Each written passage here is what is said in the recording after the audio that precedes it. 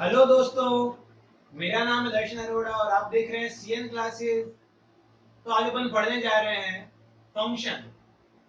ऐसा topic calculus का जो आपको कैलकुलस की पूरी नींव देगा। मतलब सबसे स्टार्टिंग जो है कैलकुलस का वो शुरू होता है फंक्शन टॉपिक से। जैसे आपके मकान की नींव सबसे मजबूत होनी चाहिए तो ही आपका मकान मजबूत बनता है। उसी तरह अगर आपका कैलकुलस आपको अगर अच्छा करना है, जो कि आपको आईआईटी जेई एडवांस और मेंस दोनों में 30% के आसपास देता है, तो अगर आपको अपनी नींव अच्छी करनी है, मकान की नींव अच्छी करनी है, आपको अपना पढ़ाई की नींव अच्छी रखनी है, तो आपको इसको बहुत ही ढंग से समझना होगा। तो अपन इसके अंदर 11 12 आईआईटी जेईई मेंस और आईआईटी जेईई एडवांस सब टॉपिक पढ़ने वाले हैं। बेसिक से शुरू करेंगे और एडवांस लेवल तक जाएंगे और कुछ एडवांस से ऊपर लेवल के क्वेश्चन कर सकते हैं अपन इसके अंदर। मैं इसमें जेईई मेंस के क्वेश्चन पर डिस्कस करने वाला हूँ, जेईई एडवांस के क्वेश्चन पर डिस्कस करने वाला हूँ, कुछ आपके ओलंपियाड के क्वेश्चन जो होते हैं वो भी डिस्कस करने वाले हैं अपन इसके अंदर। ठीक है। अब इंपॉर्टेंट बात है कि मैं इसको पढ़ूं क्यों, फंक्शन को मैं पढ़ूं क्यों। तो जो फंक्शन टॉपिक है आपका, अगर आप वो पढ़ेंगे ढंग से तो आपको लिमिट, कंटिन्यूटी और डिफरेंशिएबिलिटी अच्छे से आएगा। वो अगर आपको अच्छे से आएगा तो आप उसके बाद में डिफरेंशिएशन की जो एप्लीकेशंस होती है, मतलब एप्लीकेशन ऑफ डेरिवेटिव जो होता है वो अच्छा आएगा आपको। उसके बाद में डेफिनेट इंटीग्रेशन और इनडेफिनेट इंटीग्रेशन दोनों में ही मदद करेगा, उनकी प्रॉपर्टीज में मदद करेगा। उसके बाद में एरिया अंडर द कर्व एक टॉपिक आता है, उसमें मदद करेगा। और उस सबसे लास्ट में डिफरेंशियल इक्वेशन, जहां पर कैलकुलस 11 12 का खत्म होता है, वहां भी आपको मदद करेगा। तो चलिए शुरू करते हैं फंक्शन। आज का अपना नया टॉपिक फंक्शन। ठीक है।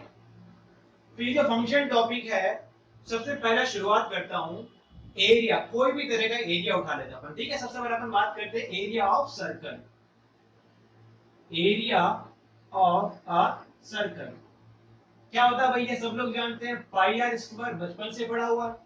हाँ भैया, पाई आर स्क्वायर। देखो, छोटा सर्कल लिया अलग एरिया आया, बड़ा सर्कल लिया और अलग एरिया आया, उससे भी बड़ा सर्कल लिया और अलग एरिया आया। मतलब देखो, तुम्हारा पाई जो है वो तो यहाँ पे फिक्स रहा, पर कौन बदल रहा है, रेडियस बदला। और रेडियस बदला तो तुम्हारा क्या बदल गया, एरिया बदल गया। ठीक है भैया। तो इसको मैं लिखता हूं एरिया ए।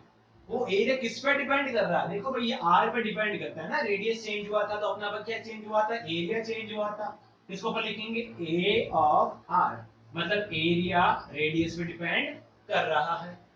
हाँ भैया, छोटी सी बात ही समझ में आई। आगे अपन बात करते हैं volume of a cylinder. Cylinder का वॉल्यूम कितना होता है, पाई आर स्क्वायर एच। देखो मेरे भाई, एक तो ये रहा तुम्हारा सिलेंडर है ना, और एक सिलेंडर ये रहा तुम्हारा। दोनों सिलेंडर में से किसका एरिया बड़ा होगा, अरे ऑब्वियस सी बात है, छोटी सी बात है, सब लोग जानते हैं इसका एरिया बड़ा। क्यों भैया, इसका रेडियस बड़ा है, इसका रेडियस बेचारा छोटा सा। इसका हाइट जो है वो कैपिटल एच है, इसका हाइट स्मॉल एच है। हाँ ठीक है। देखो ऐसा भी कर सकते थे कि इस रेडियस का और सेम रेडियस का एक मैं सर्कल बना लेता सिलेंडर, और उसकी जो हाइट है वो कम कर देता है ना, इतनी हाइट कर लेता अपन, h1 हाइट कर लेता। तब भी मेरे पास में क्या हो जाता, चेंज हो जाता। मतलब ये दोनों पे फर्क, मतलब दोनों पे डिपेंड करता है, रेडियस पे भी डिपेंड करता है और हाइट पे भी डिपेंड करता है। तो क्या लिखूंगा, equals to volume r comma h, मतलब रेडियस पे भी डिपेंड किया और हाइट पे भी डिपेंड किया। ठीक है। और उसके बाद में सरकमफ्रेंस की बात करते हैं ना, circumference of a circle कितना होता है, 2 पाई r। तो ये circumference है किस पे डिपेंड कर रही है, r पे। हाँ तो मतलब r के हिसाब से चेंज होना चाहिए। ठीक है। अरे सबसे आसान आपने पढ़ा होगा ना, सिंपल इंटरेस्ट। सिंपल इंटरेस्ट बचपन में पढ़ा होगा, सिंपल इंटरेस्ट, कंपाउंड इंटरेस्ट। क्या होता था फॉर्मूला, है ना, फॉर्मूला होता था P into R into T upon 100। देखो भैया, यहाँ टी जैसे ही टाइम चेंज होता था तो तुम्हारा पैसा जो इंटरेस्ट आता था वो भी चेंज होता था। या उसकी जो रेट थी मतलब 2%, 5%, 10% जो होता, अगर वो चेंज होता तो उस पर भी फर्क पड़ता। मान लिया पैसा तो तुमने दे दिया, 50,000 दे चुके या ले चुके, अब इंटरेस्ट या तो इंटरेस्ट बदलेगा तो बदलेगा आपका सिंपल इंटरेस्ट, या आपका टाइम बदलेगा तो आपका बदलेगा सिंपल इंटरेस्ट। तो मैं क्या समझाना चाह रहा हूं मोटे मोटे तौर पे कि किसी इनपुट पे किसी भी चीज के इनपुट पे आउटपुट मिलता है डिफरेंट, एक अलग तरह का आउटपुट। देखो यार एक रेडियस पे तुमको एक ही तरह का एरिया मिलेगा, है ना, एक रेडियस पे तुमको दो तरह का एरिया मिल नहीं सकता। इसका मतलब आउटपुट कैसा होना चाहिए, यूनिक। मैंने क्या बोला, अगर इनपुट डाला तो आउटपुट चाहिए, और कैसा आउटपुट भैया, यूनिक। अभी मुझे बाउंड, हाँ इधर तो आपको ये जो रेडियस है वो पॉजिटिव आएगा, इधर भी रेडियस और हाइट पॉजिटिव आएगा, ये भी रेडियस पॉजिटिव आएगा, ठीक है, ये सारा पॉजिटिव आएगा। जब नेगेटिव का बात आएगा तो कैसे करेंगे, है ना, जब नेगेटिव की बात आएगी तो कैसे करेंगे, तो उसका भी कुछ देखते हैं। तो सबसे पहले आपको फंक्शन की डेफिनेशन पढ़नी बहुत जरूरी है। तो चलिए अपन डेफिनेशन से शुरू करते हैं। डेफिनेशन ऑफ फंक्शन थोड़ा मैथमेटिकल फॉर्म रहेगा, थोड़ा आप समझ जाइएगा, ठीक है। तो फंक्शन की डेफिनेशन कुछ इस तरह से दी गई थी कि अ function is defined from a non-empty non-empty set P to a non-empty set Q। हाँ भैया पहले एक छोटी सी बात को पकड़ते हैं, ठीक है। बोला कि फंक्शन इज डिफाइंड, डिफाइन कहाँ से कहाँ, है ना, from a non empty set P। Non empty set P मतलब कोई भी एक सेट है P जो खाली नहीं है ना, कुछ ना कुछ तो एलिमेंट 1 2 3 4 कुछ होना चाहिए ना, to a non empty set Q। एक नॉन एम्प्टी सेट से दूसरे नॉन एम्प्टी सेट में डिफाइन होता है किस तरह से, comma is a subset of P cross Q। हाँ भैया तो मन में बात आया कि P क्रॉस Q का क्या है, सबसेट है। तो थोड़ी थोड़ी बात तोड़ तोड़ के पढ़ेंगे, है ना, पूरा ढंग से समझाएंगे बाद में आपको। Is a subset of P cross Q। तो P क्रॉस Q का मतलब क्या होता है, कार्टेशियन प्रोडक्ट। अब मन में आया होगा कार्टेशियन प्रोडक्ट क्या है, वो भी आगे देखेंगे। वापस पढ़ते हैं। A function is defined from a non empty set P to a non empty set Q is a subset of P cross Q। P cross Q का क्या होता है, सबसेट। P cross Q का सबसेट का मतलब है P cross Q जो भी आपका निकलेगा उसके अंदर से उनके जो एलिमेंट आएंगे उनके अंदर जो चीजें रिलेटिव आएगी उसके अंदर जो उसका सबसेट होगा। अभी सबसेट का मैंने तुमको क्या बोला था, अभी अपने क्या समझा था, एक इनपुट पे यूनिक आउटपुट आना चाहिए। तो इंपॉर्टेंट बात क्या है, P cross Q किस तरह से, such that, अभी कंडीशन आई है ना आपकी, अभी कंडीशन आई आगे, such that every element of P। अगर आप P से Q डिफाइन करेंगे, है ना, P से Q डिफाइन करेंगे तो क्या आएगा, every element of P। और अगर आप Q से P डिफाइन करेंगे तो क्या आएगा, Q से P, है ना, तो Q का पहला एलिमेंट, तो क्या लिखूंगा, every element of P is uniquely, uniquely बहुत इंपॉर्टेंट है, इज यूनिकली, और एवरी एलिमेंट ये बहुत इंपॉर्टेंट है, ठीक है, such that every element of P is uniquely connected with elements of Q। अभी धीरे धीरे समझते हैं फंक्शन की डेफिनेशन क्या बोल रही है। A function is defined from a non-empty set P to a non-empty set Q is a subset of P cross Q, है ना, P cross Q क्या होता है आगे पढ़ते हैं ना इसी के अंदर। such that इंपॉर्टेंट बात कहां से आई, कि यहां से इंपॉर्टेंट बात है, ठीक है ना, आगे जो कंडीशन बोल रहा है, such that every element of P, मतलब अगर मैं P से Q डिफाइन कर रहा हूं तो every element of P आएगा, और अगर मैं Q से P डिफाइन कर रहा हूं तो every element of Q आएगा। ओके, क्या लिखूंगा, such that every element of P is uniquely connected with element of Q। Okay, इसको अपन ढंग से आगे समझेंगे, मैथमेटिकल फॉर्म में ढंग से समझेंगे। उससे पहले मन में आपकी दुविधा होगी कि सबसे पहले कार्टेशियन प्रोडक्ट क्या है, तो कार्टेशियन प्रोडक्ट निकालते हैं, है ना। तो कार्टेशियन प्रोडक्ट किस किस का कर रहे हैं, सेट P का और सेट Q का। तो चलो मिटा दूं, नोट्स तो बना ही रहोगे साथ साथ में, मिटाता हूं, है ना, अच्छे से छाप लो आप लोग, ठीक है। अब अपन सबसे पहले समझने जा रहे हैं कार्टेशियन प्रोडक्ट। तो कुछ बच्चों को तो दिमाग में चमक गया होगा कि कार्टेशियन तो नाम सुना हुआ लग रहा है ना? तो कार्टेशियन जो नाम है वो आपने कार्टेशियन प्लेन पढ़ा होगा ना, आपने एक्स वाई प्लेन पढ़ा होगा। आपका एक्स वाई प्लेन में आपको याद होगा, एक नंबर ले लो आप 2,1 है ना, 2,1 आपके पास में क्या होता है? Ordered pair. क्या होता है? अब ये ऑर्डर्ड पेयर क्या होता है ना, ये बहुत इंपॉर्टेंट बात है। ऑर्डर्ड पेयर होता क्या है? ऑर्डर्ड पेयर का मतलब इसमें ऑर्डर मायने रखता है। देखो शब्द से समझ में आ रहा है आपको क्या होता है ऑर्डर्ड पेयर का मतलब? क्या होता है इसमें शब्द जिसमें ऑर्डर क्या होता है? मायने रखता है। तो 1,2 और 2,1 दोनों ही ग्राफ में अलग अलग होते होंगे ना? आपकी मैथ और मेरी मैथ दोनों में बात यही है। ये आगे तुम्हारा 1,2, ये तुम्हारा इधर आगे 2, सॉरी ये तुम्हारे पास आ गया यहाँ पे 1,2 और ये तुम्हारे पास में आ गया 2,1। तो आपको दिख रहा होगा दोनों ही अलग अलग है। तो कार्टेशियन प्लेन में ऑर्डर होता माइने। तो ये जो कार्टेशियन प्रोडक्ट होगा उसमें भी वो क्या बनेंगे? ऑर्डर्ड पेयर बनेंगे, मतलब ऑर्डर मायने रखेगा। तो ऑर्डर्ड पेयर बनाना है और क्या निकालना है? P क्रॉस Q बनाना है। एग्जांपल देखिए, छोटा सा एग्जांपल देखिए, ठीक है? तो सेट P जो है आप जानते हैं कर्ली ब्रैकेट में लिखा जाता है। सेट P मान लेते हैं आप लोग, सेट P अपन ने मान लिया 1 2 3, है ना? और सेट Q तुमने मान लिया A B C और D, है ना? ओके ठीक है। अब P क्रॉस Q करना है, मतलब P क्रॉस Q का मतलब क्या हुआ? पहले एलिमेंट आएगा P का, फिर एलिमेंट आएगा Q का, तभी तो ऑर्डर मायने रखा ना। अगर यहीं पे Q क्रॉस P होता तो पहले एलिमेंट किसका आता? Q का, और फिर किसका आता? P का। पहले P क्रॉस Q पढ़ते हैं, फिर Q क्रॉस P पढ़ेंगे, फिर दोनों से समझाएंगे, ठीक है? तो P क्रॉस Q पढ़ा। P क्रॉस Q का मतलब क्या हुआ? पहले P का एलिमेंट उठाओ और उसको Q के हर एलिमेंट से जोड़ दो। मैंने क्या कहा? P क्रॉस Q का मतलब क्या हुआ? P का पहले एलिमेंट उठाओ, हर एक एलिमेंट उठाओ, ठीक है ना? मैंने मान लिया पहले 1 उठाऊंगा, उसको Q के हर एलिमेंट से जोड़ दो। तो देखो कैसे बनेगा? मैंने 1 को उठाया, 1 को A से जोड़ा, क्या बन गया? 1, A। फिर 1 को B से जोड़ूंगा, 1, B।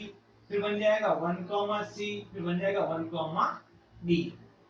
ठीक है? अब मैंने बोला P का हर एक एलिमेंट आना चाहिए, तो 1 तो खत्म हो चुका इसमें। अब क्या आएगा? 2, A, 2, B, 2, C और 2, D। उसके बाद में क्या आएगा? 3, A, 3, B, 3, C और 3, D।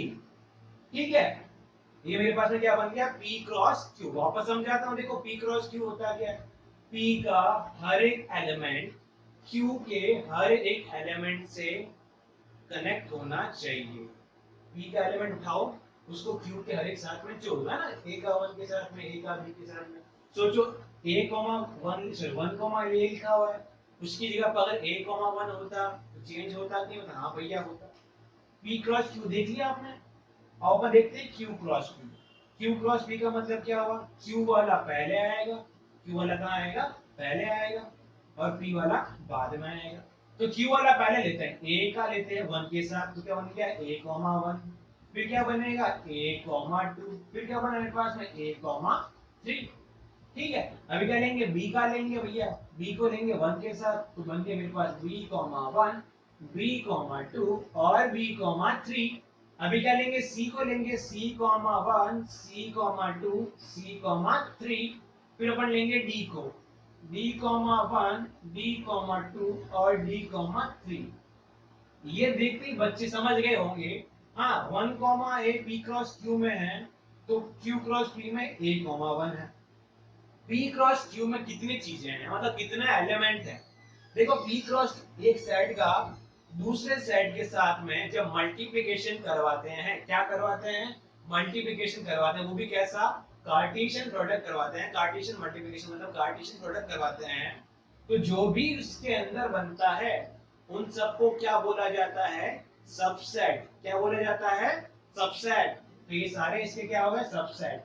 तो P क्रॉस Q के सबसेट कितने हुए? Number of subset of P cross Q कितने हैं? 1 2, ये पूरा एक है ना, ये बॉक्स बना हुआ ये पूरा एक है। 1, ये पूरा एक चीज है। 1, पूरी दो एक चीज है, ठीक है? कितने? 1 2 3 4 5 6 7 8 9 10 11 12। P क्रॉस Q कितना है? 12 है। ठीक है? उसी तरह अपन देखते हैं number of subset of Q cross P। देखो कितना है, 1 2 3 4 5 6 7 8 9 10 11 12, इसमें कितना है 12। मतलब चाहे P क्रॉस Q करूं या Q क्रॉस P करूं, सबसेट तो उतने ही बनने हैं। अब सबसेट बनते कैसे हैं? जैसे मान लिया P में एलिमेंट थे 3, Q में एलिमेंट थे 4, 3 गुणे 4 किया कितना आया 12। तो मेरे पास में सबसेट भी कितना आया 12। ठीक है, समझ गए आप मेरी बात को? तो क्या काम आया, देखो इसमें क्या काम आया, ऑर्डर्ड पेयर काम आया। तो मेरे ख्याल से कार्टेशियन प्रोडक्ट क्या होता है, सारे बच्चे समझ गए होंगे। ठीक है, कार्टेशियन प्रोडक्ट से अपन आगे चलते हैं फंक्शन पे, फंक्शन कैसा कैसा है। ठीक है, चलिए शुरू करते हैं। ठीक है, मान लिया अपन ने क्या बोला था, P से Q डिफाइन करवाएंगे है ना, और डोमेन को डोमेन ये जो है वो बाद की बातें चर्चा करेंगे। ठीक है, तो मैंने माना P मेरा एक नॉन एम्प्टी सेट ये रहा और Q मेरा नॉन एम्प्टी सेट ये रहा। दिखाते कैसे हैं, P से Q कोई फंक्शन है, P से Q एक फंक्शन है, तो P से Q की तरफ एक लाइन जाएगी, एरो जाएगी, रे जाएगी, और उसके ऊपर लिख दिया जाएगा F। क्या लिख दिया जाएगा F। या फिर इस तरह से लिख सकते हैं फंक्शन सच दैट, ये जो दो बिंदियां हमको बोलते हैं कॉलम, क्या बोलते हैं कॉलम। क्या लिखेंगे फंक्शन सच दैट, मतलब फंक्शन इस प्रकार है, कहां से कहां भैया, P से Q है तो लिखेंगे defined from P to Q। क्या लिखेंगे P टू Q। या फिर इसको एक तरह से भी पढ़ते हैं मैपिंग, क्या बोलते हैं mapping from P to Q। आज का लेक्चर बहुत ही बेसिक होने वाला है ना, बहुत ज्यादा बेसिक होने वाला है। एडवांस चीजें धीरे धीरे आएगी अपने पास, ये सब तो बहुत ज्यादा बेसिक चीजें हैं, आपका 12th और 11th का बेस तैयार करेगा है ना। तो फंक्शन क्या होता है, कैसे डिफाइन करते हैं, कैसे बताते हैं, P से Q गया तो P से Q गया तो P से Q की तरफ क्या जाएगा, तीर जाएगा। ठीक है, तीर जाएगा, उसके ऊपर लिख देंगे फंक्शन या एफ लिख देंगे। इसी को लिखा जाता है फंक्शन, दो बिंदियां लगा दिया इसको अपन बोलते हैं such that, function such that defined कहां से कहां तक है, P से Q तक है।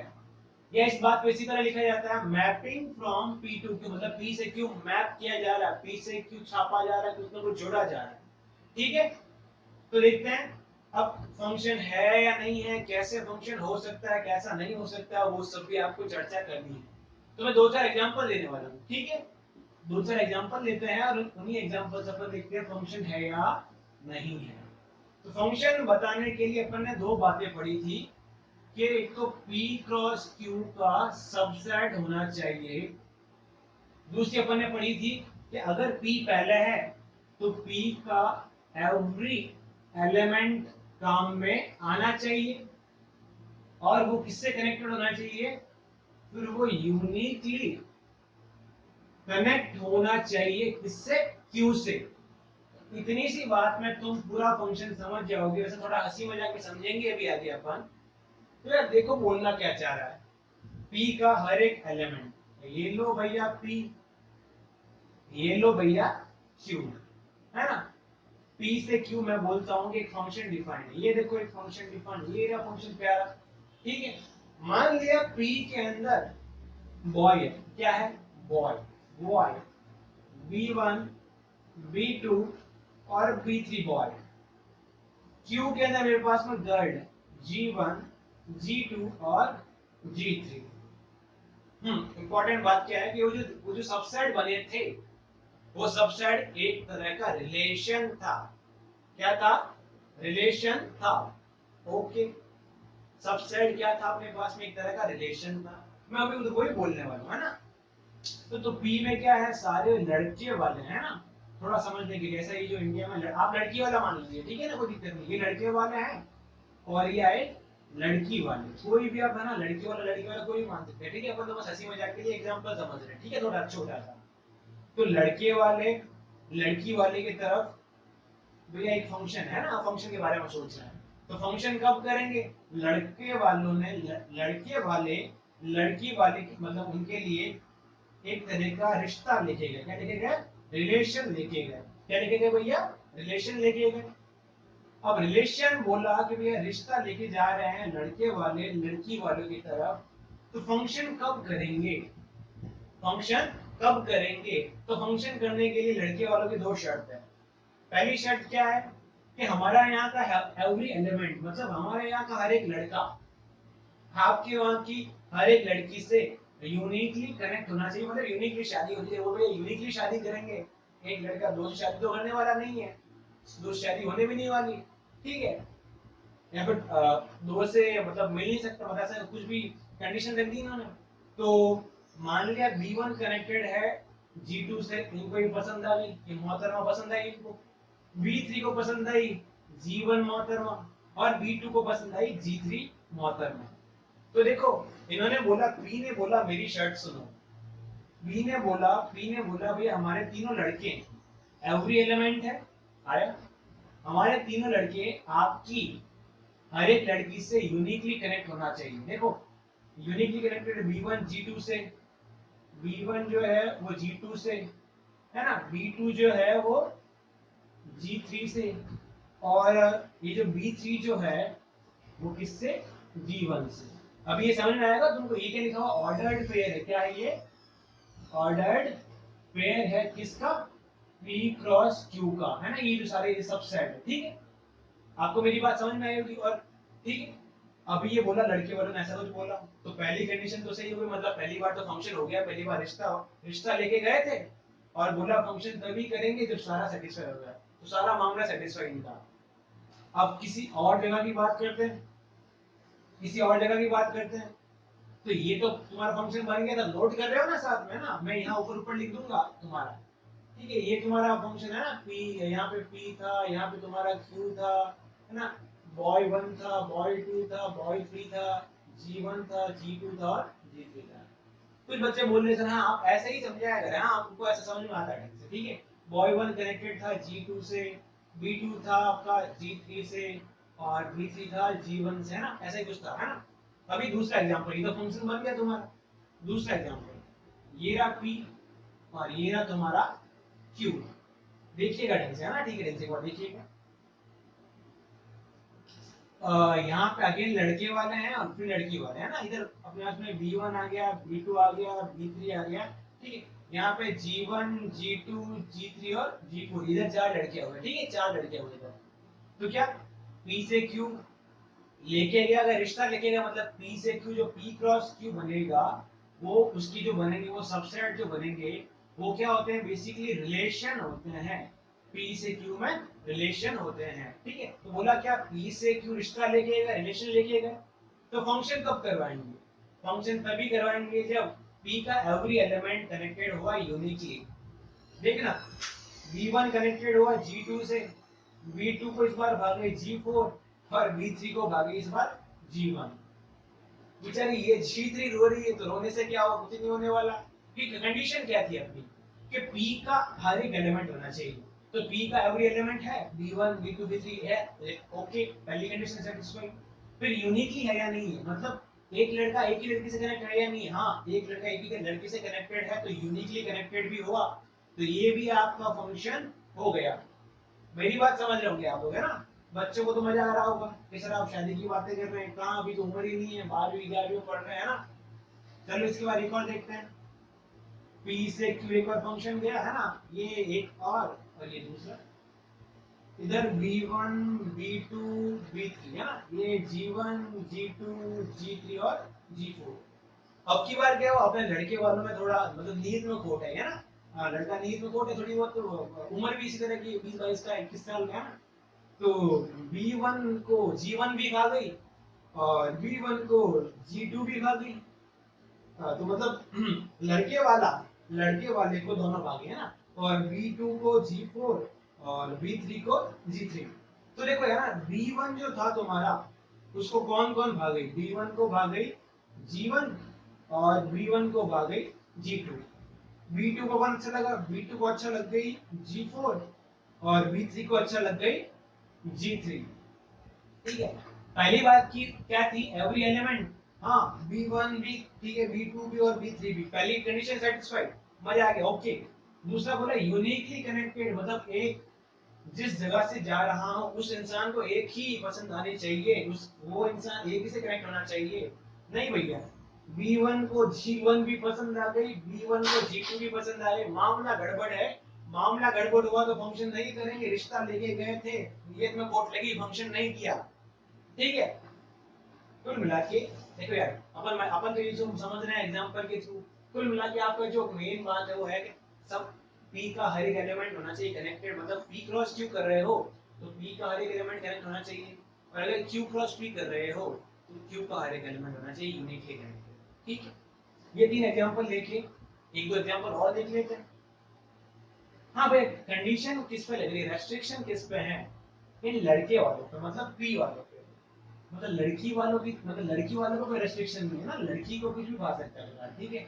तो B1 B2 B3 है ना, G1 G2 G3 और G4 है ना। थोड़ा ढंग से देखना, P से क्यों मैं फंक्शन डिफाइन करने की बात कर रहा हूँ, है ना। हाँ ठीक है। तो मैंने देखो क्या किया, जो बॉय वन था उसको गर्ल टू अच्छी लगी, हाँ वो होगी अच्छी, इतनी और उसको पसंद आई है ना, क्या करें। और बॉय टू को भी, सॉरी, बॉय टू को इस बार G4 पसंद आई, बट बॉय थ्री को भी G2 पसंद आई, है ना। शादी वाली तो कर नहीं, देखो लोग बात कर रहे हैं ना, फंक्शन वंक्शन कर सकते हैं, सोच सकते हैं, कुछ भी कर सकते हैं लोग। तो बॉय वन को G2 पसंद आई। पहली बात तो देखो क्या हर एक एलिमेंट कनेक्टेड है, तो हाँ B1 भी जुड़ गया, B2 भी जुड़ गया और B3 भी जुड़ गया। कैसे लिखेंगे इसको, ऑर्डर्ड पेयर में, B1 G2 B2 G4 और क्या लिखूंगा B3 G2। हाँ देखो भैया, ये जो रिश्ता ले जाने वाले हैं, जो P है, अगर P क्रॉस Q है तो P जो है उसका हर एक एलिमेंट होना चाहिए आगे, वो हर एक एलिमेंट जो है वो यूनिकली कनेक्ट होना चाहिए, मतलब एक इंसान को P के एक एलिमेंट को एक ही चीज कनेक्ट होनी चाहिए। P का एक एलिमेंट एक चीज ही कनेक्ट कर सकता है। हाँ तो भैया B1 भी एक ही चीज कनेक्ट कर रहा है, B2 भी एक ही चीज कनेक्ट कर रहा है, B3 भी एक ही चीज कनेक्ट कर रहा है, मतलब फंक्शन हुआ। हाँ भैया ये उसकी गलती नहीं है, B1 को भी G2 पसंद आ गई और B3 को भी G2 पसंद आ गई। अगर एक इंसान को दो लड़की पसंद आती है तो दिक्कत देगा, और अगर दो इंसानों को एक लड़की पसंद आती है तो वो लड़की वालों पर डिपेंड करता है, वो यहाँ कुछ भैया कि हाँ छोटी वाली बड़ी वाली जो भी आपको ठीक लगे ना। तो ये मेरे पास क्या हो जाएगा, फंक्शन हो जाएगा। अपन ने देखो कितने एग्जांपल, एक दो तीन चार और पांचवा एग्जांपल लास्ट देखने वाले हैं। ये रहा पी सेट और ये रहा क्यू सेट। बात करते हैं फंक्शन की। अभी लड़के हो गए चार, B1 B2 B3 और B4, इधर हो गए G1 G2 और G3, है ना। तो बोला क्या था भैया कि हम तो रिश्ता लेके आ रहे हैं, फंक्शन तो तभी होगा जब मेरा P का हर एक एलिमेंट कनेक्ट हो जाएगा। तो B1 को पसंद आई ससुरी G3, B4 को पसंद आया G1 और B3 को पसंद आई G2। पर लड़के वालों ने बोला, मतलब ये जो P वाला है उसमें एवरी एलिमेंट कनेक्ट नहीं है, B2 बेचारा अलग रह गया है ना। अगर P क्रॉस Q कर रहे हो तो P में से हर एक एलिमेंट आना चाहिए, है ना। और अगर Q क्रॉस P कर रहे हो तो Q का हर एक एलिमेंट आना चाहिए, है ना। समझ गए मेरी बात को। तो हुआ क्या कि अगर मैं P क्रॉस Q कर रहा था तो P के अंदर B2 जो एलिमेंट था वो छूट गया, तो रिश्ता लेके गए ये सोच के हम लोग चार हैं तो उधर भी चार लड़कियां होगी, ये छूट गया तो बोला ना जी ना, हमको रिश्ता नहीं करना, ना रिश्ता करूंगा ना, तो ना तो मतलब हमको फंक्शन नहीं करने का है, ठीक है, फंक्शन नहीं होगा, ये मेरा फंक्शन नहीं होगा। फंक्शन दो ही स्थिति में नहीं हो सकता है, या तो P क्रॉस Q हो रहा है और P का हर एक एलिमेंट कनेक्ट नहीं हो, या फिर अगर हर एक एलिमेंट कनेक्ट हो तो हर एक एलिमेंट उसमें पार्टिसिपेट कर रहा हो तो यूनिकली कनेक्ट नहीं हो। तो यूनिकली कनेक्ट नहीं होने वाला कौन कौन सा था, जब भी एक इंसान दो को सेलेक्ट कर लेता, मतलब एक इनपुट पे, इसका मतलब क्या हुआ, एक इनपुट पे मोर देन वन आउटपुट आ जाए। मैं क्या बोल रहा हूं, एक इनपुट पे या तो मोर देन वन आउटपुट आ जाए तो भी फंक्शन नहीं है, या फिर all inputs are not included देखो पहली बात जो है वो ऑल इनपुट्स, इन सबको बोलते हैं, पी को बोलेंगे इनपुट और क्यू को बोलेंगे आउटपुट, है जो भी आएगा ना वैल्यू रखने पे। पहली कंडीशन जो है वो क्या है, all inputs are not included. अगर सारे इनपुट इंक्लूड नहीं होंगे इसका मतलब फंक्शन नहीं होगा। इसमें देखो लास्ट वाले में देखो आप लोग, इसमें सारे के सारे एलिमेंट कहां कनेक्ट हो रहे हैं, सारे इनपुट कनेक्ट हुए क्या, नहीं हुए। जैसे ही सारे इनपुट इंक्लूड नहीं हुए तो फंक्शन नहीं हुआ। ठीक है। दूसरा, अगर इनपुट है, सारे इनपुट आ गए हैं, तो एक इनपुट पे एक ही आउटपुट होना चाहिए। एक इनपुट पे एक ही आउटपुट होना चाहिए, मतलब अगर एक इनपुट पे एक से ज्यादा आउटपुट आते हैं, देखो ये रहा एक इनपुट मेरा B1, second example, third example, देखो एक इनपुट पे मेरे पास में, एक इनपुट पे मेरे पास में दो आउटपुट आ रहे हैं ना, यहाँ देखो दो आउटपुट आ रहे हैं, ये वाला और एक ये वाला, दो आउटपुट आ रहे हैं मेरे पास में। तो जैसे दो आउटपुट आए मेरे पास में तो वो भी फंक्शन नहीं हुआ। तो मेरे ख्याल से फंक्शन की जो डेफिनेशन थी, आप डेफिनेशन को समझ गए होंगे। आगे अपन कुछ क्वेश्चन, दो चार क्वेश्चन करके देखते हैं, और क्वेश्चन से पहले कुछ टर्म्स समझते हैं ना, कुछ टर्म देखते हैं। बताता हूँ इसको मैं, है ना। वो जो टर्म्स होती है उन टर्म्स का नाम है, पहला होता है डोमेन, जिसको आप लोग क्या बोलते हैं, इनपुट। क्या बोलते हैं अपन, इनपुट। दूसरा होता है कोडोमेन। कोडोमेन का मतलब जो भी दूसरे सेट क्यू में चीजें हैं, है ना, उसको क्या बोलते हैं, कोडोमेन। और तीसरा आपका होता है रेंज। क्या होता है तीसरा, रेंज। तो इस चैप्टर में अपन सबसे ज्यादा इंपॉर्टेंट अपने लिए रहेगा, एक तो रहेगा डोमेन और एक रहेगा रेंज। देखते हैं कैसे है रेंज और डोमेन। ये रहा तुम्हारा P और ये रहा Q। अब मैं बोलता हूं P से Q फंक्शन है, ओके है, फंक्शन डन है। तो P के अंदर जो भी चीजें हैं, सारी चीजें, उनको क्या बोलते हैं, इनपुट। क्या बोलते हैं, इनपुट। उसके बाद में उसी इनपुट को और भी बातें बोली जाती है, जिसको बोलते हैं डोमेन। क्या बोलते हैं, डोमेन। आगे और भी बातें देखेंगे। ये जो Q है, अब देखो Q अपन ने बोला था कि P का एलिमेंट, हर एलिमेंट होना चाहिए Q से कनेक्ट। मतलब P के 4 है तो Q में 4 होने कंपलसरी है। 4 की जगह 5 हो जाएंगे तो भी चलेगा। इसका मतलब Q में जो चीजें हैं, एलिमेंट है, वो P से ज्यादा आ सकते हैं।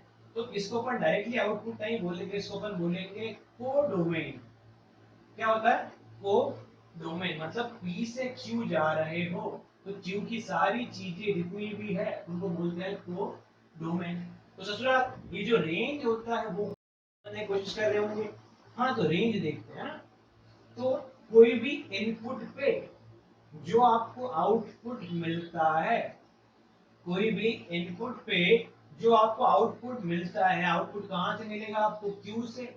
मतलब क्यू के अंदर का एक पार्ट, मतलब सबसेट क्यू का, सब सॉरी, क्यू के अंदर का पार्ट मतलब पी क्रॉस क्यू का यूनिक सबसेट। बेसिकली फंक्शन जो होता है वो यूनिक सबसेट्स की बात करते हैं, किसकी, यूनिक सबसेट्स की बात करते हैं। ठीक है।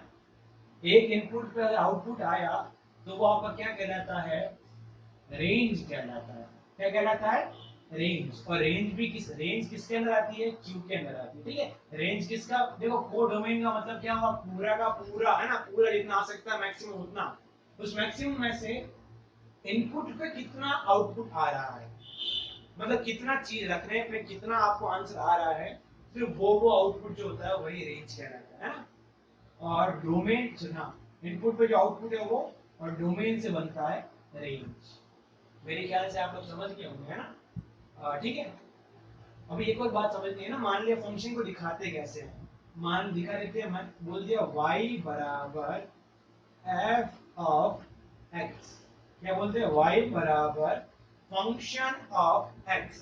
फंक्शन ऑफ x का मतलब क्या हुआ, x का फंक्शन होने का मतलब क्या हुआ कि जो y है वो x के बदलने पे क्या होता है, बदलता है। y जो है वो x के बदलने पे क्या होता है, बदलता है, परिवर्तित होता है। ठीक है। चलिए एक क्वेश्चन देख लेते हैं अपन, है ना। y बराबर x प्लस 1, सबसे आसान, सबको दिख रहा होगा, ये तो सर इक्वेशन ऑफ लाइन है ना। इक्वेशन ऑफ लाइन है, इसका इंटरसेप्ट कितना है, 1 है, मतलब ये कुछ इस तरह से होगा, है ना, इधर से जाएगी लाइन, नहीं जाएगी, ऐसी लाइन जाएगी ना, ठीक है। देखो यार, हर एक x की वैल्यू पे ना, ये आपका x, ये आपका x होता है, हर एक x की वैल्यू पे कोई नहीं कोई y की वैल्यू तो आ ही रही है ना, कोई नहीं y की वैल्यू तो आ ही रही है, और हर एक वैल्यू जो है वो अलग अलग आउटपुट दे रही है, आपको दिख रही है, वो आउटपुट जो है वो कहाँ दिख रहा है आपको, y एक्सिस पे दिख रहा है कि नहीं दिख रहा है ना। तो y जो हुआ, यहाँ समझते, ये जो y हुआ उसको बोलेंगे आउटपुट, क्या बोलेंगे, आउटपुट। x को क्या बोलेंगे, इनपुट, क्या बोलेंगे, इनपुट। उसी के साथ साथ देखो, आपने x की वैल्यू डाली, आपने क्या किया, x की वैल्यू इनपुट की, आपने x की वैल्यू डाली, जिस चीज को आप अपने मन से लिख रहे हो, जिस चीज को आप अपने मन से लिख रहे हो, वो क्या होता है, सोचो, वो डिपेंडेंट होगा या इंडिपेंडेंट होगा। देखो एक्स और वाई दोनों ही बदल रहे हैं, तो जो आप अपने मन से डाल रहे हो इंडिपेंडेंट है, वो आपके मन से लिख रहे हो, तो एक्स को क्या बोलते हैं, इंडिपेंडेंट, इंडिपेंडेंट वेरिएबल, क्या बोलते हैं, इंडिपेंडेंट वेरिएबल। देखो बहुत सारे नाम है, एग्जाम में कुछ भी बोल देगा। एक्स को क्या बोलते हैं, इनपुट बोलते हैं, एक्स को क्या बोलते हैं, इंडिपेंडेंट वेरिएबल बोलते हैं, एक्स को अपन और क्या बोलते हैं, ये जो सारे पी के पार्ट आएंगे वो सारे क्या आएंगे, एक्स के पार्ट आएंगे, तो एक्स को और क्या बोलते हैं, डोमेन बोलते हैं, ठीक है। और y को क्या बोलते हैं, इनपुट पे आउटपुट आता है, इंडिपेंडेंट पे x की वैल्यू चेंज करोगे, यहाँ पे x की वैल्यू 1 रखोगे तो y कितना आएगा, 2 आएगा, x की वैल्यू -1 तो y कितना आएगा, मेरे पास 0 आएगा। तो x की वैल्यू बदलने पे y की वैल्यू क्या हो रही है, बदल रही है, तो y किस पर डिपेंड कर रहा है, x पर डिपेंड कर रहा है, तो y क्या बन जाएगा, डिपेंडेंट, डिपेंडेंट वेरिएबल, क्या बन जाएगा, डिपेंडेंट वेरिएबल। अब डोमेन के साथ कौन था, रेंज, डोमेन के साथ कौन था, रेंज, तो ये y क्या बन जाएगा, रेंज। तो मेरे ख्याल से जो भी टर्मिनोलॉजी अपने को यूज करनी है वो आप समझ गए होंगे अभी, है ना, डोमेन क्या होता है, रेंज क्या होता है, सब समझ गए होंगे। एक छोटी सी बात और बता दूं कि अगले लेक्चर में देखिए अपन उसको, ठीक है, बता देते हैं आपको छोटी सी बात, वापस से लिखते हैं इसके ऊपर, y बराबर f ऑफ x, हाँ भाई, इसी x को अपन ने नाम दिया इनपुट, तो इस इनपुट को रखने पर मेरे पास में क्या आया, आउटपुट, सॉरी आउटपुट। इसी x को अपन ने नाम दिया इंडिपेंडेंट, मतलब आपके मन से डाला गया वेरिएबल। वेरिएबल क्या होता है, किसी के मन में आएगा, जो चेंज होता है ना, आप चेंज होता है, कोई वैल्यू डालते हैं चेंज होता है, उसको इंडिपेंडेंट वेरिएबल कहते हैं। और इंडिपेंडेंट में मेरे पास में क्या आएगा, जो डिपेंड करता है, y डिपेंड करता है तो क्या आएगा, डिपेंडेंट वेरिएबल, ठीक है। तीसरा, तीसरा इनपुट को, ये जो x था, इन x को अपन ने क्या नाम दिया था, डोमेन, क्या नाम दिया था अपन इसको, डोमेन। तो डोमेन पे आपको क्या मिलती है, रेंज, क्या मिलती है, रेंज, ठीक है। और लास्ट एंड फाइनल जो इंपॉर्टेंट बताना था वो ये था कि आप किसी भी चीज की फोटो खींचते हो ना, फोटो खींचते हो ना, तो फोटो खींचने के लिए कुछ ना कुछ तो रखा जाएगा, है ना, तभी तो वो फोटो खींचेगा। तो इस x की, मतलब x को रखने पे y मिलता है, तो x रखने पे y की फोटो आती है, तो y को बोला जाता है इमेज, क्या बोला जाता है, इमेज। और x को बोला जाता है प्री इमेज, क्या बोला जाता है, प्री इमेज, समझ गए। x को क्या क्या बोलते हैं, इनपुट बोलते हैं, इंडिपेंडेंट वेरिएबल बोलते हैं, मतलब मन से डाला हुआ वेरिएबल, x को डोमेन बोलते हैं, और x को क्या बोलते हैं, प्री इमेज बोल रहे हैं। इसी तरह y को क्या बोलते हैं, इनपुट से आउटपुट आया, इंडिपेंडेंट से डिपेंडेंट आया, डोमेन से रेंज आया, प्री इमेज से इमेज आया। मेरे ख्याल से हर एक बात आप समझ गए होंगे, ठीक है।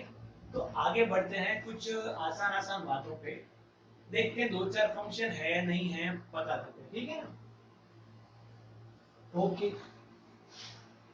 तो पहला क्वेश्चन देखते हैं, y बराबर x स्क्वायर, अपन क्या बोल रहे हैं, check whether given R function or not. देखो आज मैं बड़ा आसान आसान बातें करवा रहा हूँ, कल मैं इसको अपना लेवल बढ़ाने वाला हूँ। और डोमेन निकालने के तरीके, रेंज निकालने के 5-7 तरीके, अलग अलग तरीके सब पढ़ने वाले हैं अपन, ठीक है। ग्राफिकल मेथड बहुत ही अच्छी अच्छी बातें पढ़ने वाले हैं अपन, ठीक है। जब ग्राफिकल मेथड पढ़ेंगे तो उससे पहले अपन ग्राफ्स बनाना सीखेंगे ना। ग्राफ बनाना अपन 2 या 3 लेक्चर में ढंग से सीखेंगे। ग्राफ का ट्रांसफॉर्मेशन सीखेंगे, हर एक बात को ढंग से अपन पढ़ेंगे, ठीक है। तो check whether given R function or not. तो आपको दे रखा है y बराबर f of x equals to x square, इतना सा दे रखा है। और उसके बाद में क्या बोल रखा है, इस जो आगे बात दे रखा है उसको बहुत ढंग से समझिएगा, ठीक है ना। दे रखा है n से n, तो कुछ बच्चों को देखते ही दिख गया होगा n से n का मतलब ये जो पहले वाला होता है इसको अपन क्या बोलते थे, डोमेन। क्या बोलते थे, डोमेन। और बाद वाले को क्या बोला जाता था, को डोमेन, ठीक है। और को डोमेन का पार्ट क्या होता है, रेंज। को डोमेन के अंदर कौन आता है, रेंज, ठीक है। जैसे इंडिया के अंदर क्या आता है, जोधपुर, राजस्थान, सबका सब आता है। उसी तरह को डोमेन के अंदर क्या आता है, आपका डोमेन, को डोमेन की तरफ क्या आता है, रेंज। ये आपका अगर को डोमेन है, को डोमेन के अंदर भी रेंज आ सकता है और को डोमेन के बराबर भी रेंज आ सकता है। आगे अपन उसका एग्जांपल देखेंगे। तो लेफ्ट में क्या होता है, डोमेन, राइट में क्या होता है, को डोमेन, ठीक है। और जो आपका आंसर आना चाहिए डोमेन पे, वो को डोमेन के अंदर आना चाहिए, और को डोमेन के अंदर मतलब को डोमेन का पार्ट आना चाहिए, ठीक है। इसका आपका जो ग्राफिकल मेथड है वो मैं आपको थोड़ा बाद में बताऊंगा, ठीक है। थोड़ा अपन ढंग से ध्यान देते हैं ना। तो y बराबर fx बराबर एक्स स्क्वायर, n से n का मतलब क्या हुआ, नेचुरल नंबर से नेचुरल नंबर। नेचुरल नंबर क्या हुआ, 1 2 3 4 5 एंड सो ऑन। इधर भी क्या हुआ, 1 2 3 4 5 6 सो ऑन, ठीक है। 1 2 3 4 5 एंड सो ऑन, ठीक है। ये मेरा n, ये मेरा n, और यहां से यहां तक आपका क्या बोला, फंक्शन डिफाइन है। तो कंडीशन दे दी गई है, नेचुरल नंबर से नेचुरल नंबर फंक्शन डिफाइन है ना। तो x बराबर ये मेरे पास ये जो वैल्यूज है, ये जो लेफ्ट वाला आता है आपके पास में, ये मेरे पास में क्या होता है, डोमेन। डोमेन का मतलब क्या हुआ, इनपुट। इनपुट का मतलब क्या हुआ, इंडिपेंडेंट वेरिएबल। और क्या हुआ इसका मतलब, प्री इमेज। आगे देखेंगे बहुत सारी बातें है ना। x की वैल्यू जब आपने 1 रखी, एट x इक्वल्स टू 1, तो f ऑफ 1 कितना आया, 1। At x equal to 2, f of 2 कितना आया, 4। देखो 1 पे 1, 1 सॉरी 2 पे 4, 3 पे कितना आएगा 9, 4 पे 16, करते करते करते मतलब x का हर एक एलिमेंट जो है वो आ रहा है, और उसका एक एलिमेंट ही y के एलिमेंट से कनेक्ट हो रहा है। तो ये मेरे पास में कैसा हुआ, यूनिक हुआ, मतलब फंक्शन हुआ, ठीक है। दूसरा इसी पे एग्जांपल, ये रेस्ट्रिक्शन थी n से n, अब मैं रेस्ट्रिक्शन चेंज कर रहा हूं ना, रेस्ट्रिक्शन चेंज कर रहा हूं। दूसरा मेरे पास में आया y बराबर f of x equals to x square. पहले तो मैंने नेचुरल नंबर से नेचुरल नंबर कहा था, अभी मैं कहने वाला हूं रियल नंबर से नेचुरल नंबर। किससे, रियल नंबर से नेचुरल नंबर, ठीक है। तो ढंग से देखते हैं, वापस बनाते हैं। ये मेरे पास में क्या हुआ, लेफ्ट वाला मेरे पास में क्या होता है हमेशा, डोमेन। राइट वाला हमेशा क्या होता है, को डोमेन। को डोमेन के अंदर ही रेंज आनी चाहिए। तो ये मेरे पास में होगा r, ये मेरे पास में होगा n। यहाँ से फंक्शन बोल रहा डिफाइन है। r क्या होता है, मतलब 0 -1 -2 -3 करते करते करते गए 1 2 3 करते करते गए, ठीक है। इसके पीछे नंबर भी आएंगे, बहुत सारे नंबर आएंगे ना, और 0.1 करते करते अपन पूरा नहीं लिख रहे, ठीक है। अपन छोटे छोटे जगह छोड़ रहे हैं इसके, ठीक है। ये पूरा इसके अंदर आता है, ठीक है। बहुत सारी चीजें आती है ना। और नेचुरल नंबर क्या होगा, 1 2 3 ऐसा कुछ आएगा, ठीक है मेरे पास, है ना। तो क्या कर सकते हैं अपन इसके अंदर, कोई दो ऐसी वैल्यू लो जिसके ऊपर सेम आंसर आता हो। मैंने मान ले -1 लिया है ना, एट x इक्वल्स टू -1 है, क्योंकि बच्चों को दिख रहा है -1 पे भी x की वैल्यू 1 आएगा, और 1 पे भी वैल्यू कितनी आएगी, 1 आएगी, ठीक है। तो -1 पे मेरे पास में f ऑफ -1 कितना आ रहा है, 1। और x इक्वल्स टू 1 पे कितना आ रहा है, f ऑफ 1 कितना आ रहा है, 1। बच्चे पूछेंगे सर आपको पता कैसे चला -1 और 1 चाहिए, तो थोड़ा सा तो इनपुट लगा के देखना पड़ेगा, कुछ क्या आ रहा है क्या नहीं आ रहा है ना। या फिर आपको बोलेगा कि भैया यहाँ यहाँ बताओ आपको, ठीक है। बेसिकली आपसे क्वेश्चन जो पूछेगा रेंज और जो ऑड इवन फंक्शन है वो even sorry into onto function man even function ऐसा करते करते इनवर्स फंक्शन ये सब के बारे में पूछेगा। ये तो बेसिक्स हुआ आपका। तो देखो -1 इनपुट डाला तो कितना बना 1 बना, 1 डाला तो भी कितना बना 1 बना, 0 डालूंगा अभी इंपॉर्टेंट बात क्या है 0 डाला देखो यार -1 मतलब एवरी एलिमेंट तो कनेक्ट है इसका एवरी एलिमेंट मतलब -1 बना एवरी एलिमेंट के लिए 0 की बात करता हूँ ना 0 की बात करता हूँ क्योंकि 0 सारा नेचुरल नंबर में नहीं आता है। क्या लिखूंगा f ऑफ 0 कितना आएगा 0 स्क्वायर मतलब कितना बन गया 0 और 0 तो मेरा कोडोमेन ये जो कोडोमेन है उस कोडोमेन के अंदर तो 0 है ही नहीं। जब कोडोमेन में 0 ही नहीं है तो रेंज ही नहीं है और जब रेंज ही नहीं है तो कनेक्शन किससे होगा और कनेक्शन नहीं होगा तो फंक्शन भी नहीं होगा। ठीक है समझ गए मेरी बात को आप लोग है ना। ठीक है आगे देखते हैं बस थोड़ा सा बाकी है उसके बाद में आपका लेक्चर कल देखेंगे ठीक है ना। आज के लिए इतना बहुत रखेंगे। तो मैंने ये हाँ अब कंडीशन थोड़ी सी और चेंज करते हैं।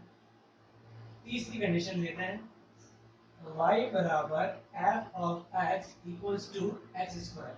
आपको लग रहा होगा सर सेम ही क्वेश्चन क्यों करवा रहे हैं।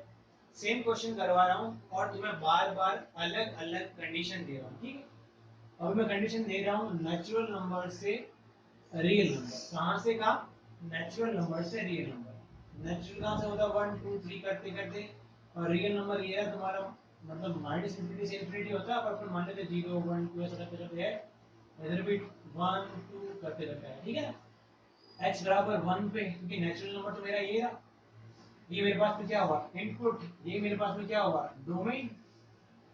तो एक डोमेन पे ही तो आपका आउटपुट आएगा है ना। तो आपका ये जो डोमेन है या फिर ये जो इनपुट है डाल के देखते हैं 1 पे कितना आया सॉरी 1 पे कितना आया 1 आया 2 पे कितना आएगा 4 3 पे 9 मतलब सारी की सारी पॉजिटिव वैल्यू और सारी पॉजिटिव वैल्यू किसमें आती है रियल नंबर में आती है मतलब फंक्शन हुआ।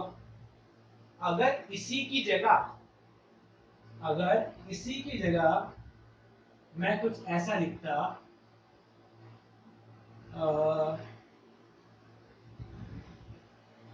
चलो ये सब तो अपने पास फंक्शन है ना एक थोड़ा नया फंक्शन क्रिएट करते हैं।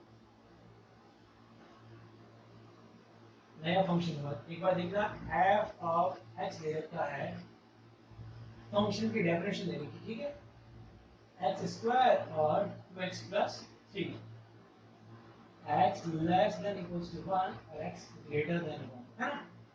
देखो इस फंक्शन को कैसे दिया इन्होंने बोला कि एक फंक्शन f ऑफ x है जिसकी दो परिभाषाएं हैं दो डेफिनेशन है। पहली डेफिनेशन क्या है जब x की वैल्यू लेस देन और इक्वल्स टू 1 मतलब एक या एक से छोटी चीजों के लिए आपको ऊपर वाला फंक्शन लेना है।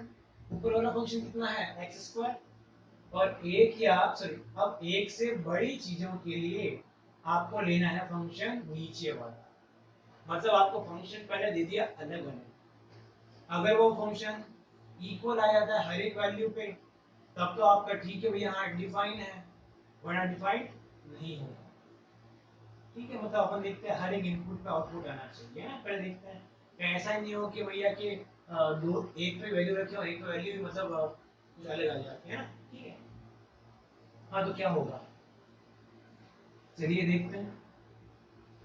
मैं जब x बराबर 1 पे देखता हूँ इस पे x बराबर 1 पे देखता हूँ तो x बराबर 1 पे मेरे पास में फंक्शन कौन आएगा f ऑफ x कौन आएगा मेरे पास में x स्क्वायर।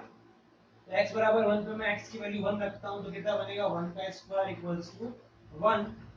ठीक है अब अपन देखते हैं x लेस देन 1 के लिए मतलब 1 से जस्ट थोड़ा सा छोटा है कितना आ रहा है मेरे पास में मतलब मान लीजिए थोड़ा छोटा मतलब x के लिए मैं लिख देता हूँ 0 0 का स्क्वायर कितना आ गया 0 और x ग्रेटर देन 1 देखता हूँ है ना x ग्रेटर देन 1 देखता हूँ तो क्या दिया f ऑफ ग्रेटर देन 1 मतलब मैं 2 लेके देखता हूँ f ऑफ 2 फिर f ऑफ x लेके देखता हूँ कितना आएगा मेरे पास में 2x प्लस 3। अब मैं x ग्रेटर देन 1 का मतलब क्या होगा मैं 2 लेके देख सकता हूँ 3 लेके देख सकता हूँ मतलब 1 से बड़ा लेके देखना है तो f ऑफ 2 लिया कितना है मेरे पास में 2 प्लस 3 कितना है मेरे पास में, चलो 2 इंटू 2 कितना है मेरे पास में 4, 4 प्लस 3 कितना है मेरे पास में 7, या फिर 1 से बड़ा, 1 से बड़ा है तो एक बार अपन क्या, क्यों ना अपन 1 लेके देखें एक बार, है ना, इसके अंदर भी f ऑफ 1 लिया तो कितना बन गया तुम्हारे पास में 2 इंटू 1 प्लस 3, मतलब कितना बन गया तुम्हारे पास 5, ठीक है। f ऑफ 1 लिया तो मेरे पास ये बन गया 5, ठीक है।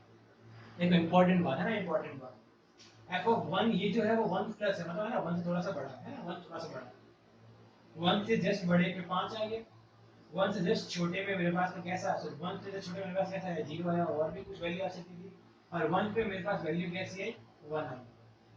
अगर ये फंक्शन थोड़ा सा चेंज करूं, थोड़ा सा मॉडरेट करूं, और यहाँ ग्रेटर देन की जगह इक्वल्स टू भी लगा दिया जाए, क्या लगा दिया जाए, इक्वल्स टू भी, मतलब जब फंक्शन 1 या 1 से छोटा है तो ये आएगा, और 1 या 1 से बड़ा है तो ये आएगा, मतलब ऊपर वाला फंक्शन कब आ सकता है, जब 1 हो तब भी आ सकता है, और 1 से छोटा हो तब भी एक्स स्क्वायर आ सकता है, और नीचे वाला फंक्शन कब आएगा, या तो 1 हो जाए तो भी आ जाएगा, और 1 से बड़ा हो जाए तो भी आ जाएगा।